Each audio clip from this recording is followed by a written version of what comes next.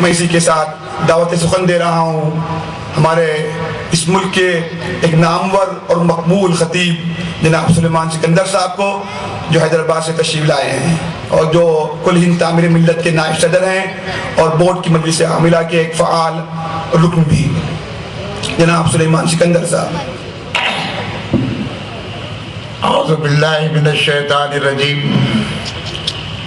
بسم اللہ الرحمن الرحیم، نحمدہ ونصلی علی رسولہ الکریم، ان اللہ وملائکتہ یصلون علی النبی یا ایھا الذین آمنوا صلوا علیہ وسلموا تسلیما، اللہم صلی علی محمد وعلی آل محمد کما صلیت علی ابراہیم وعلی آل ابراہیم انک حمید مجید، اللہم بارک علی محمد وعلی آل محمد کما بارکت علی ابراہیم وعلی آل ابراہیم انک حمید مجید۔ ڈائس پر تشریف فرما محترم معظم بزرگان ملت، قائدین قوم، میدان کو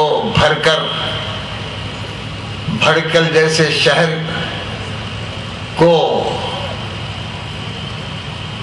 اس طریقے سے آج کے موضوع کا حق ادا کرنے کے لیے آمادہ اور تیار کرنے والے میرے حاضرین، اس جلسے میں آپ کی تشریف آوری کے لیے میں مشکور ہوں۔ ابھی مولانا محترم مدنی صاحب نے آج کے موضوع کے ایک حصے کو آپ کے سامنے رکھا، بڑے ہی ناصحانہ انداز میں، واعظانہ انداز میں اور بڑی ہی گزارشات اور نوازشات کے ساتھ انہوں نے موضوع کو اپنے آگے بڑھایا، مگر میں موضوع کے جو دوسرے پہلو کو لے کر آپ کے سامنے کھڑا ہوا ہوں وہ ہے تحفظ شریعت۔ آج کا موضوع تحفظ شریعت اور اصلاح معاشرہ۔ تحفظ شریعت پر اس موضوع پر زبان کھولتے ہوئے میں بات یہاں سے شروع کرنا چاہتا ہوں، جبکہ بامبئی میں 1972 میں تحفظ شریعت کا کنونشن منعقد ہوا جس میں لاکھوں مسلمانوں نے شرکت کی تھی، اور اس تحفظ شریعت کے کنونشن میں دوسرے اجلاس میں جبکہ مولانا طیب قاسمی مرحوم رحمۃ اللہ علیہ صدارت فرما رہے تھے، میں نے ایک بات کہی تھی، اندرا گاندھی کی وزارت عظمیٰ کا دور تھا، اور میں نے یہ بات کہی تھی آج کے اس عظیم الشان کنونشن اور عظیم الشان مسلمانان ہند کے اجتماع کو مخاطب کرتے ہوئے میں حکومت پر یہ واضح کر دینا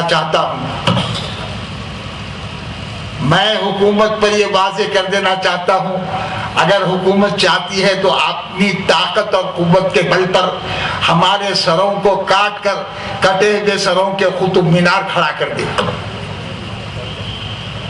ہمارے سروں کو کاٹ کر کٹے ہوئے سروں کے قطب مینار کھڑا کر دے، یہ ہم کو گوارا ہے، لیکن شریعت محمدی میں رمق برابر تبدیلی کو ہم گوارا نہیں کر سکتے۔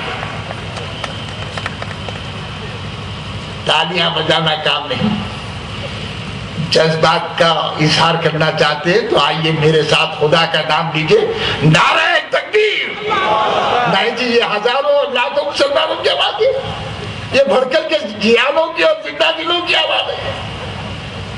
کیا؟ نعرہ تکبیر، نعرہ تکبیر، نعرہ تکبیر۔ تو میں آپ سے عرض کر رہا تھا، بات بڑی اہم ہے جو کہنا چاہتا ہوں۔ کیا میرے بھائیوں، ہماری شریعت بزدلوں اور کمزوروں کے لیے نہیں ہے، اس کی حفاظت کرنے کے لیے بھی زور اور طاقت کی ضرورت ہے،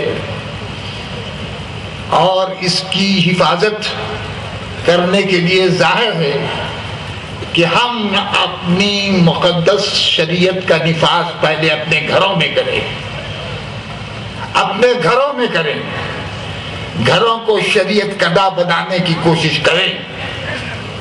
شریعت کے احکامات کیا ہیں ان کو سامنے رکھتے ہوئے ظاہر ہے کہ سنتے سنتے کئی علماء آپ کے شہر میں آئے, کئی قائدین آپ کے شہر میں آئے. آپ سنتے سنتے تھکے تو نہیں ہیں, تبھی تو یہ بیداری کا پھر ایک اجتماع آپ نے مقرر کیا ہے اس طریقے سے, جس کو دیکھ کر اندازہ ہوتا ہے کہ بھڑکل کا مسلمان سویا ہوا نہیں ہے. تو میں عرض کر رہا تھا یہ جو شریعت ہے جس کے تحفظ کے لیے ہم یہاں جمع ہوئے ہیں, یہ طاقت اور قوت کا نام نہیں ہے, بلکہ اس پر عمل کرنے کے بعد جو نتائج نکلتے ہیں وہ طاقت اور قوت بنتے ہیں. تو آج کے حالات میں جبکہ اس وقت میرے سامنے سروں کا ایک سمندر ہے, میں اندازہ نہیں کر سکتا کہ کتنے مسلمان اس وقت یہاں جمع ہیں. میدان بھی اپنی تنگ دامانی کا اظہار کر رہا ہے. آج سے میں یہ وعدہ دینا چاہتا ہوں, کیا ہم شریعت محمدی اور شریعت حقہ پر عمل کرنے کا عہد کرتے ہیں؟ آج کے اس اجلاس میں کہیے کہ عہد کرتے ہیں. نعرہ تکبیر, نعرہ تکبیر, زندہ باد. تو یاد رکھیے آپ نے نعرہ تکبیر کی گونج میں شریعت پر عمل کرنے کا عہد اور اس کا اعلان کیا ہے. اور ظاہر ہے اس پر اگر خطرات آتے ہیں تو اس کے لیے قربانی اور اس کے لیے ہر چیز لٹانے کی بات میں بھی ہم پیچھے نہیں رہیں گے. میں جلسگاہ میں داخل ہو رہا تھا, قاری صاحب قرآن کی آیات پڑھ رہے تھے, اور وہ آیات کیا تھیں؟ سورہ صف کی آیات تھی.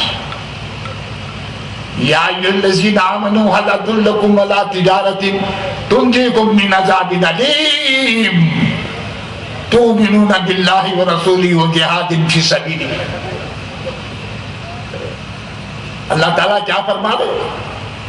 اے ایمان والو, ہم تم کو ایک ایسی تجارت بتائیں جس تجارت کے کرنے میں تم کو دنیا اور فائدے تو بہت ہے, لیکن آخرت کے عذاب عظیم سے تم محفوظ ہو جاؤ گے. وہ تجارت ہم تم کو بتاتے.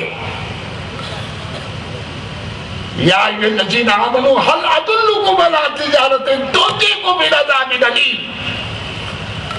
اور وہ تجارت یہ ہے اللہ پر ایمان, اللہ کے رسول پر ایمان. ایمان کے معنی کیا ہے؟ جو باتیں اللہ کی ہے اس پر عمل کریں گے, جو باتیں اللہ کے رسول کے ارشادات کی تعریف میں آتی ہیں اس پر بھی عمل کریں گے. تؤمنون باللہ ورسولہ وجہاد فی سبیلہ. اور اس راستے میں ہر قسم کی جد و جہد, کسی بھی قسم کی جد و جہد سے دریغ نہیں کریں گے, کسی بھی قسم کی جد و جہد سے دریغ نہیں کریں گے. تو کیا آج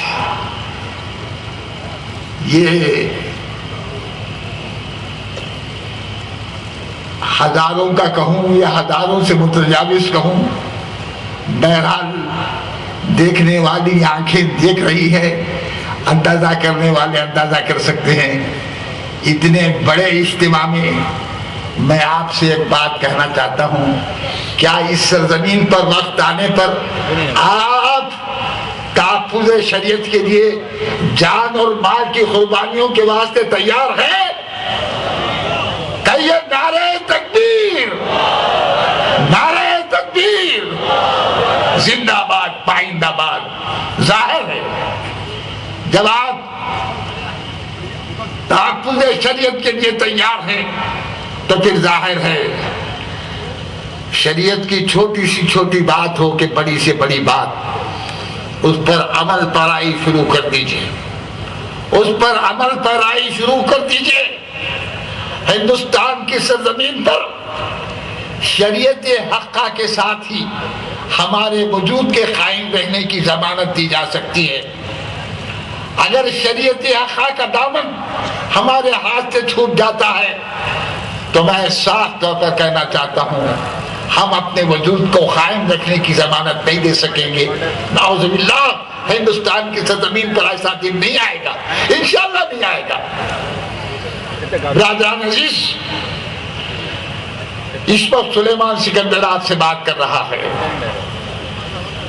بڑے اعتبار عمر سنو سال 80 کو ٹچ کر رہا ہے، اور مجھے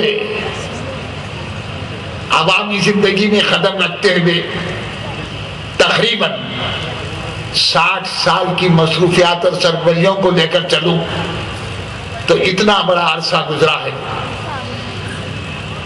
کہ 6 دہائیاں میں نے اپنے کام میں گزاری ہیں.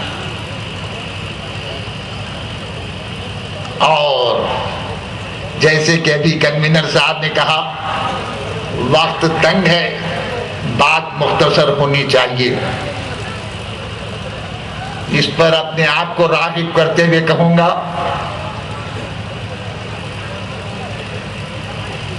بات جذباتی انداز کی ضرور ہے، لیکن بات اپنی جگہ بات ہے. بھٹکل کا جو ذہن ہے علمی انداز کا بھی ذہن ہے، ادبی انداز کا بھی ذہن ہے. ایسے موقع پر ایک شعر آپ کے سامنے رکھتے چلوں. ہر بات کو بات نہیں کہتے، بات مشکل سے بات ہوتی ہے، بات مشکل سے بات ہوتی ہے.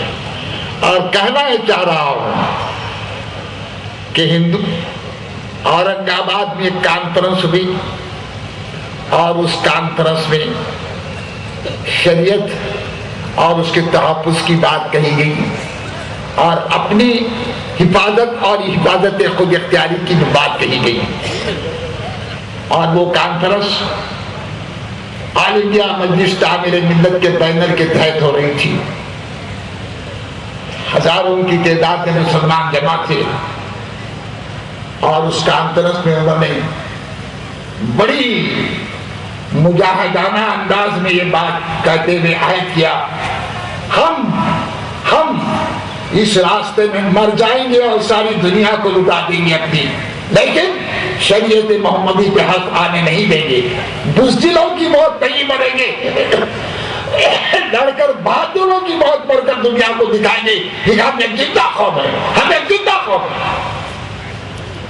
تو اس پر کانفرنس کے پلیٹ فارم سے کہا گیا اگر میں بات کو مختصر کر رہا ہوں تم کرو گے تو کیا کرو گے، کیا کرو گے تم؟ جواب میں یہ بات سامنے آئی. معاف کرنا جذباتی انداز کی بات نہیں ہے، بڑی غور و فکر کی بات ہے، بڑی غور و فکر کی بات ہے. اگر ہماری شریعت کا تحفظ اور ہمارا تحفظ خطرے میں پڑ جاتا ہے تو پھر ہم یوم حسین منائیں گے، یوم حسین. تو میں پوچھا یہ یوم حسین منانے کا کیا مطلب ہے، میاں ذرا سمجھاؤ تو صحیح. تو کہنے لگے یوم حسین منانے کا مطلب یہ ہے مولانا، یوم حسین منانے کا مطلب یہ ہے اگر جان مال دین ایمان اور اسلام خطرے میں آ جائے تو امام حسین کی طرح بال بچوں کو لے کر کربلا میں آ جانے کا نام یوم حسین. کیا آپ اس کے لیے تیار ہیں؟ میں پوچھنا چاہتا ہوں، کہیے اس کے لیے تیار ہیں آپ؟ زندہ باد تیار ہیں، یقیناً تیار.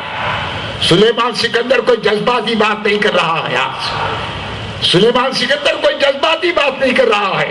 شریعت کی بات بہت اونچی بات ہے، بہت بڑی بات ہے، بہت اونچی بات اور بہت بڑی بات ہے.